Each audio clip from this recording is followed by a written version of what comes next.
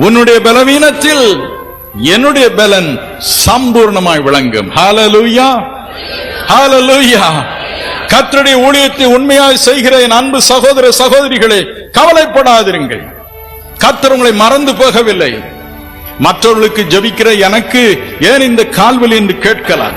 என்னை பலப்படுத்துகிற கிறிஸ்துவினாலே எல்லாவற்றையும் செய்ய எனக்கு பலன் உண்டு என்று பவுலடிகள் பிலிப்பியர் 4:13 சொன்னார். கவலைப்படாது, சம்பூர்ணமான பலத்தை தருவார். அழைத்தவர் வந்தீரே, அன்பு கரம் நீட்டினீரே.